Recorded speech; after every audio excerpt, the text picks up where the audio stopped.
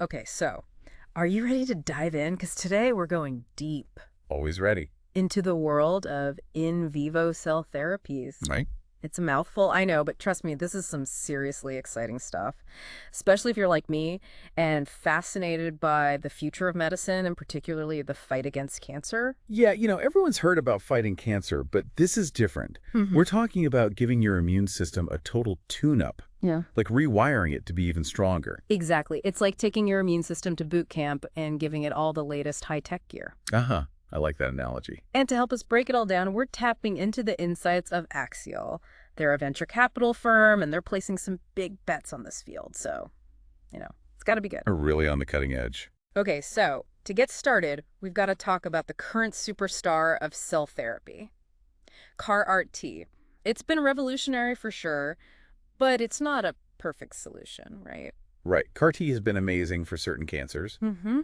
but it's also really complex and really expensive. Hmm. And on top of that, tumors can be very sneaky. They're constantly changing and evolving. So some of them can actually outsmart CAR-T treatment. It's like they're always one step ahead. Exactly. So that's where in vivo therapy comes in. It sounds like something straight out of science fiction. What is this all about? Okay, so in vivo just means within the living. It's a fancy way of saying that we're manipulating cells directly inside the body. Okay, so no more extracting cells and engineering them in a lab. Exactly. It's all about making those changes right at the source. No, that's efficiency. Right. But how do we even begin to reprogram cells inside a living, breathing person? Okay, so imagine this.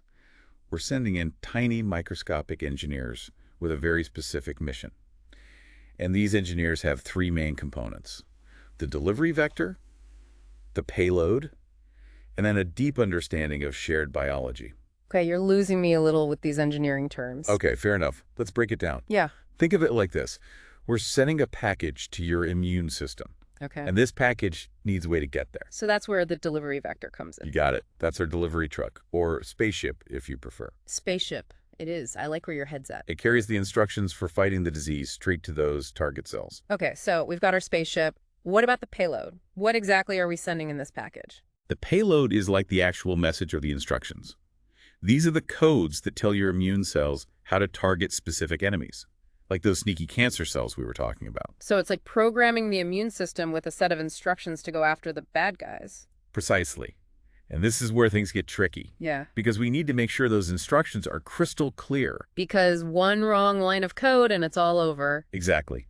We want to make sure the immune system is supercharged to fight the disease, but we also don't want to accidentally harm any healthy cells in the process. Right. It's all about precision. Exactly. And that's where understanding shared biology comes in. Okay, so what is shared biology in a nutshell? It's basically the instruction manual for our immune system. Think of it like this.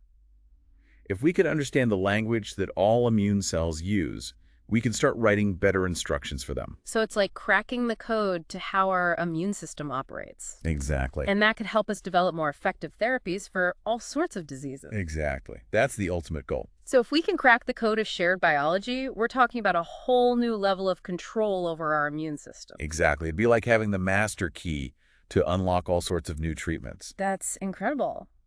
But like any complex system, I'm sure there are some glitches. What about this thing called T-cell exhaustion? That sounds a little worrying. Yeah, so T-cell exhaustion is a real challenge in the field. It's basically what happens when your immune cells get overworked and tired.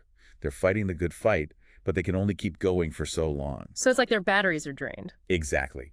And when those T-cells get exhausted, they can't fight as effectively. It's like they're running on fumes. And I'm guessing this can be a major obstacle for in vivo therapies. It definitely makes things trickier. Because if we're trying to reprogram T-cells that are already exhausted, it's like trying to teach a tired dog new tricks. It's not impossible, but it definitely adds another layer of complexity. So how do we tackle this T-cell exhaustion problem? It sounds like we need to give those cells a serious energy boost. That's a great way to put it. And some researchers are looking into ways to actually rejuvenate those tired T cells. One company that's doing some really cool work in this area is called Lyell. Lyle, what's their approach? They're focusing on something called c-Jun overexpression. It's a bit technical, but basically they're trying to increase the levels of a specific protein that helps T cells resist exhaustion. So it's like giving those T cells a shot of espresso. Exactly. And the really exciting thing is that Lyell got the green light from the SDA to actually test this approach in clinical trials for solid tumor treatments. Wow, so they're already moving this from the lab to actual patients. That's really It promising. really is. And it shows just how much potential in vivo therapies have, not just for cancer, but for a whole range of diseases. So if we can figure out how to reverse T-cell exhaustion, we could be looking at a whole new era of medicine. Absolutely. Imagine a world where we can treat diseases by essentially rebooting our immune systems. Now that's a future I can get behind. But for now, we've got to get back to the science. The article mentions some fascinating research happening at the Wary lab at UPenn. They're using a mouse virus to study T-cell exhaustion. What's the deal with that? The Wary Lab is doing some really groundbreaking work. They're digging deep into the molecular mechanisms of T-cell exhaustion, trying to understand exactly what happens at a cellular level when those cells get worn out. Okay, so it's like they're trying to read the instruction manual of a tired T-cell? And one of their most interesting findings is that T-cell exhaustion isn't just a temporary state.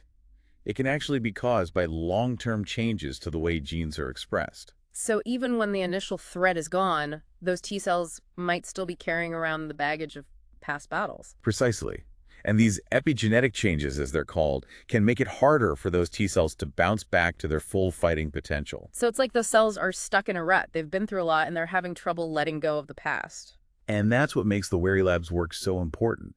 Because if we can understand these epigenetic changes, maybe we can find ways to reverse them and help those exhausted T cells return to their former glory. So we're not just talking about masking the symptoms, we're talking about actually rewiring the way those cells operate at a fundamental level. Exactly. And that's the beauty of in vivo therapies. We're not just treating the disease, we're essentially hacking the immune system to make it even stronger. It's like we're giving those T cells a whole new lease on life. Amazing. Yeah. And Axial seems to agree. They're putting their money where their mouth is and investing heavily in this field. Yeah, they definitely see the potential here. And it's not just about the science itself. It's about changing the whole game of how we approach healthcare. So we're talking about a paradigm shift in medicine. Exactly. Imagine a future where treatments are tailored not just to your specific disease, but to your unique immune system. It's like personalized medicine on a whole new level. Exactly. And that's the promise of in vivo therapies. It's incredibly exciting. But I'm sure there are still challenges ahead. What are some of the biggest hurdles we still need to overcome? Well, for one thing, we're still just scratching the surface of understanding the immune system. It's incredibly complex, and there's still so much we don't know. So it's like trying to solve a giant jigsaw puzzle with half the pieces missing. Exactly.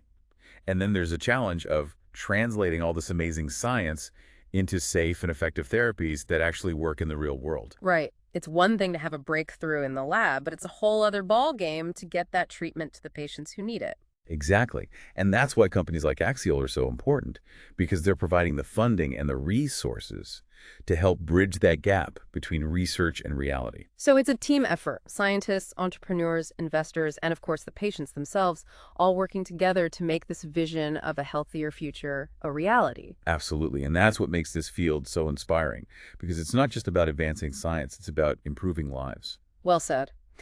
And speaking of improving lives, the article ends on a really thought-provoking question. They ask, if scientists could fully reverse T-cell exhaustion, what other diseases beyond cancer could be targeted with this revolutionary approach? What are your thoughts on that? Ooh, that's a great question. Eh? And honestly, the possibilities are mind-boggling. If we could truly unlock the secrets of T-cell exhaustion, we could potentially treat a whole range of diseases that are currently considered incurable. Like what? For starters, we could target autoimmune diseases where the immune system mistakenly attacks the body's own tissues. So conditions like rheumatoid arthritis, lupus, multiple sclerosis. Exactly. Those are all prime candidates. And then there are chronic infections like HIV, which the immune system often struggles to control. And let's not forget about neurodegenerative diseases like Alzheimer's and Parkinson's. There's growing evidence that immune dysfunction plays a role in those conditions as well. Absolutely. So if we could find a way to rejuvenate those tired T cells and reprogram the immune system, it could have a huge impact on our ability to treat and even prevent these devastating diseases. It's like opening up a whole new frontier in medicine. A world where instead of just managing symptoms, we're actually addressing the root causes of disease. Exactly. And that's the power of in vivo therapies. It's not just about treating the disease, it's about empowering the body to heal itself. It's a powerful reminder that even in the face of complex scientific challenges, there's always hope, there's always progress, and there's always the potential for groundbreaking discoveries that could change the world. So, to our listeners, keep your ears open, your minds curious, and who knows, maybe one day we'll be diving deep into the incredible breakthroughs inspired by the very questions we're asking today. Until then, keep exploring, keep questioning, and keep diving deep into the fascinating world of science and innovation. And on that note, we'll wrap up this deep dive into the world of in vivo cell therapies. We hope you enjoyed exploring this exciting frontier of medicine with us today. This Yeah. is The Deep Dive signing off.